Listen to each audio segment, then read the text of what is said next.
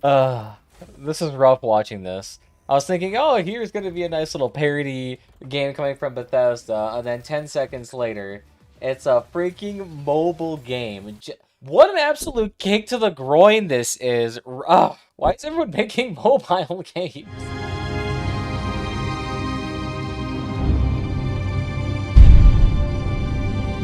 I'm sorry. Sorry about that. Completely irrelevant to the rest of the video here, but let's go ahead, move on beyond that. Welcome back, everybody. Today we're talking about this nice, lovely little event here called the Operation Radiance. Wow, who could have guessed it? That mode I talked about the exact last video here is already here. Who would have thunk it except for everybody in chat already? But either way, what does this nice lovely mode contain here? Well, obviously it contains a nice Operation Radiance, which if you don't know what the Operation Radiance is, you can see you're getting followed by Ravagers, and your goal is to go ahead as a Ravager to infect the surviving players. If you are a surviving player, your goal is to go ahead, play the mode, complete the objectives, and get to the very end of the map where you can go ahead and try to survive and claim your glorious reward, at least depending on how much actual objectives you did, how many Ravagers you killed, things like that. However, as the infected, your goal is to try to infect as many as possible. The more you do that, the more scrap you get. Who would have thunk it? But nice little mode here, only 10 players, so it's not a super dense mode, and it's a little bit fun here. Available until March 19th for all those lovely people out there, so go ahead, try it out as soon as you can, because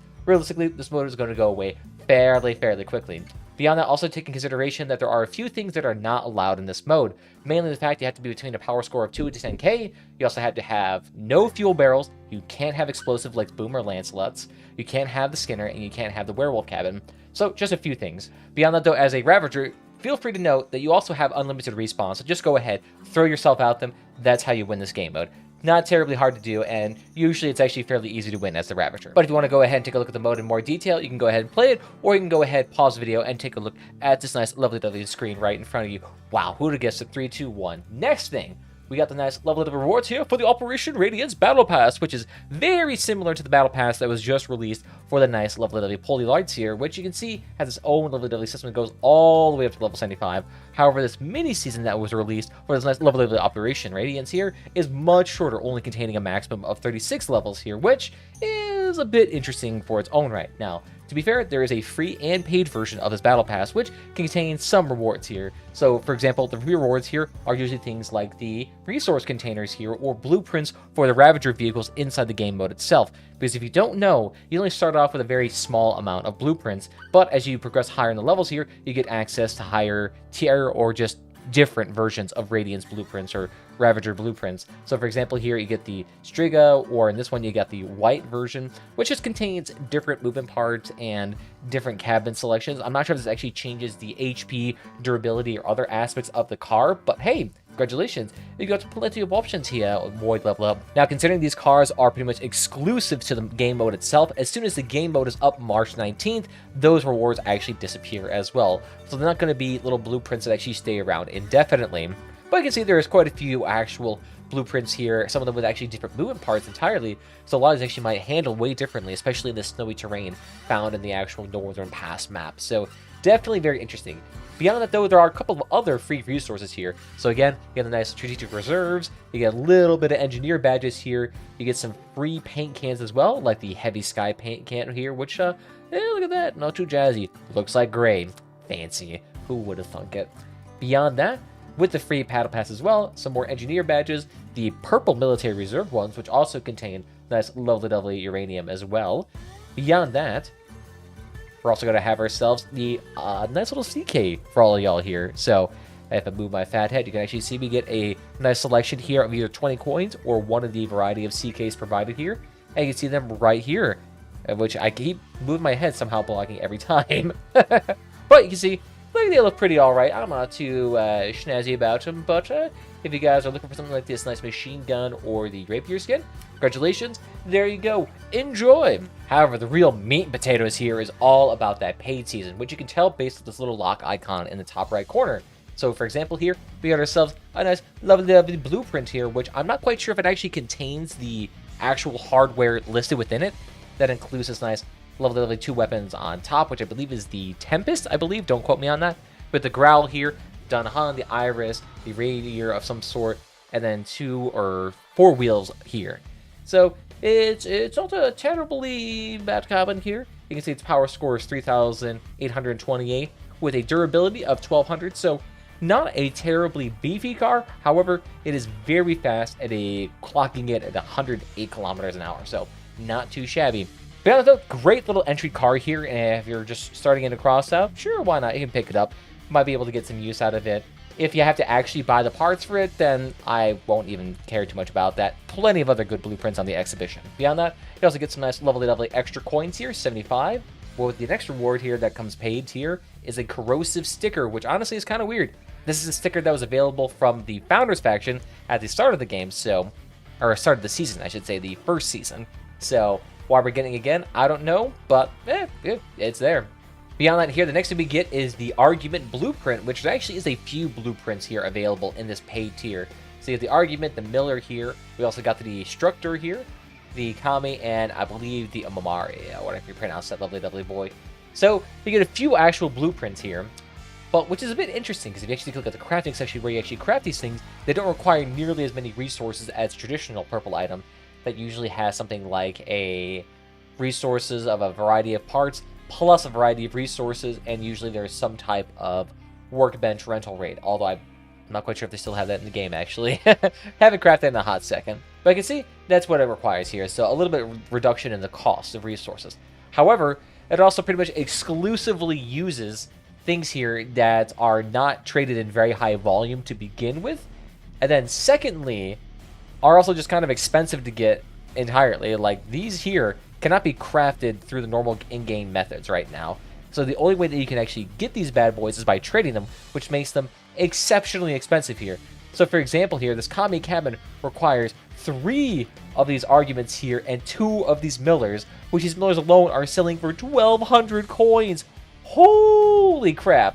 So this bad boy right here is going to cost you close to $3,000 to $4,000, and this bad boy did cost 4.2 on the auction house. But congratulations, no one's buying it because guess what? Everyone already has one from the previous season. So it's a bit weird thing to have, like, I don't know, it's a weird thing. I want these blueprints to be made permanently available, but they're only being made available temporarily.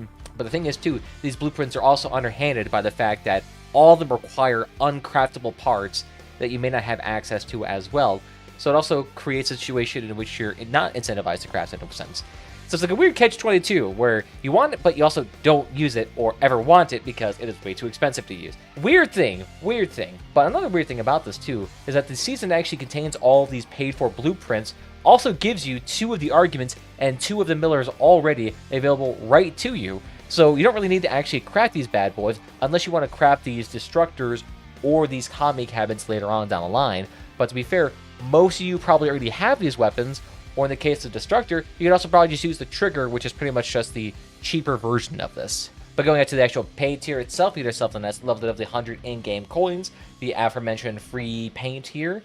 We also get ourselves a paid version of a Trophy Ravager, which just basically means it's a garage decoration you can slap out there, floats in the distance, looks quite snazzy. So if you're all big into a fan of these nice, lovely decorations around your garage, congratulations, you just got some more. Beyond that, the actual aforementioned Milligun here, 125 in-game coins, nice and jazzy here, and another argument as well.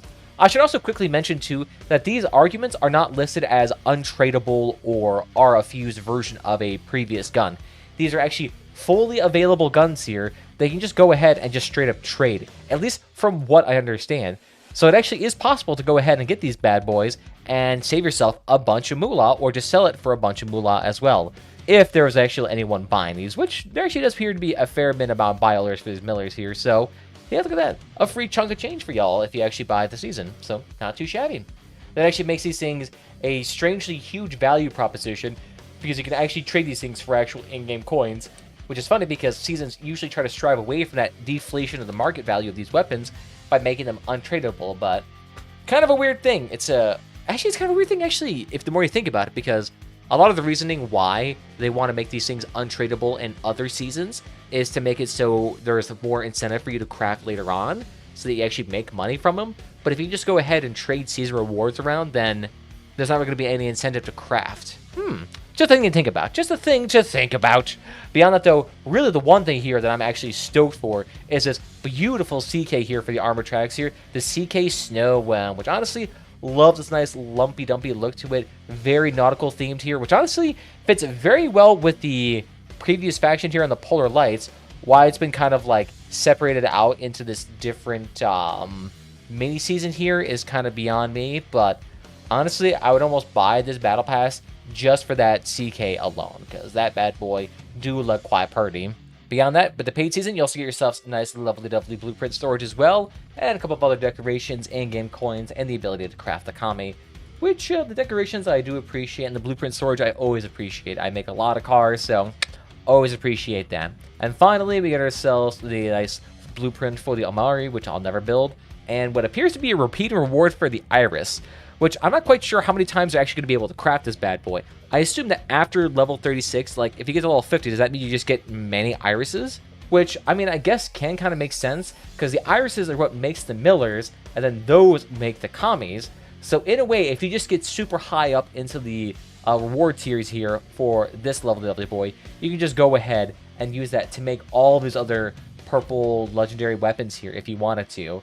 So in a way, if you do very well in the season and you get very high level, there is a potential for you to make legendaries such as the Amari, the Kami, or honestly, this is probably going to be the big boy here, the Destructor. So I'm kind of curious how that'll actually work out, and if it actually is the case where you just get an infinite amount of these irises. Definitely be something I have to try, but to be honest, probably going to play this mode a whole bunch here, but who knows, maybe that might be another video coming up here where I actually go over the mode and my thoughts about it. But that, I think, will be it for this lovely season. Beyond that, there's also been a couple of other changes that I quickly just want to mention here. Brawls have been made purely towards the weekend side of things, so you're not going to be able to see them pretty much throughout the regular day. For Friday, Saturday, and Sunday is when you're really going to be dealing with these brawls. So that'd be for the Emperor, Big Black Scorpions, Artillery, and Mosquitoes. And these brawls will rotate every once in a while from the week. So again, you'll only really find this on the weekend. My guess is probably too low participation. Beyond that, they also made the changes to the daily challenges here. So that includes these nice lovely boys up here. So daily challenges in terms of like what you actually get for a scrap mission. So instead of it just being quote-unquote win, it is now deal 7,000 damage or something else. So only changes a few of them, but congratulations, there you go. It's kind of funny though, they took out the mode that deals with raids, because my guess is not very many people like doing raids. I was really one of the few exceptions, which I actually did a crap ton of raids, especially when Convoy was a thing. Man, did I do that a whole bunch. Beyond that, they also changed the interface here for the nice lovely battle section, or rather I should say select mode, where it now becomes more like these series of tabs on a slightly modified map. So there really isn't just like this large overarching map that you just go from place to place to place. It is now just this one singular mode, which honestly reminds me a lot of the Hulu leader, or not leaderboards, but the Hulu map that you find in like Modern Warfare 2, which not quite sure why everyone's moving to the style of just having everything be discrete boxes, but hey, at least it's on a single screen, so that's pretty good. But beyond that, that's really much all the major changes that I want to go over. So what do you guys think about this brand new lovely Operation Radiance? Are you guys a big fan of it? What do you guys feel about the season rewards here? Are they worth it? Are they your thing? Let me know down below. But other than that, guys, I want to thank you all for joining me, and I'll see you guys next time. Bye-bye.